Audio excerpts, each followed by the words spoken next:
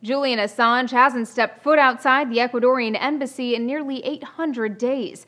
Now the Wikileaks founder says that could soon change. I am leaving the embassy soon, but perhaps not for the reasons that the Murdoch press and Sky News are saying. Assange didn't specify exactly what he meant by soon.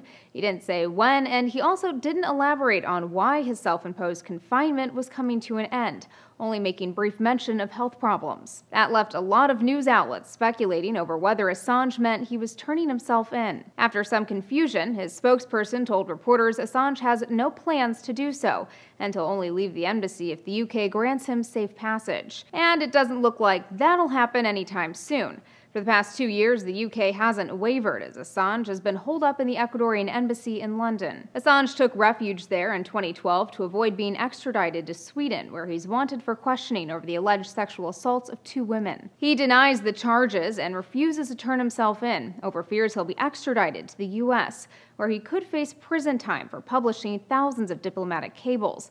And that has left Assange in a sort of legal limbo. As a result of his confinement, the Ecuadorian foreign minister says Assange's basic human rights have been violated.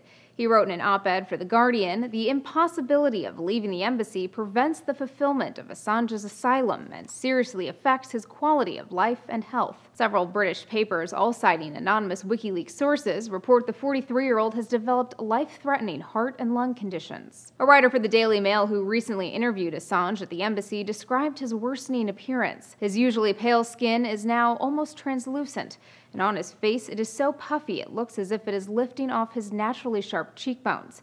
He has a chronic cough, which the installation of a humidifier to moisten the dry, air-conditioned atmosphere has done little to ease. UK police have spent at least $11 million keeping the embassy under 24-hour surveillance. They've refused to comment on whether Assange would face immediate arrest if he left the embassy to go to the hospital.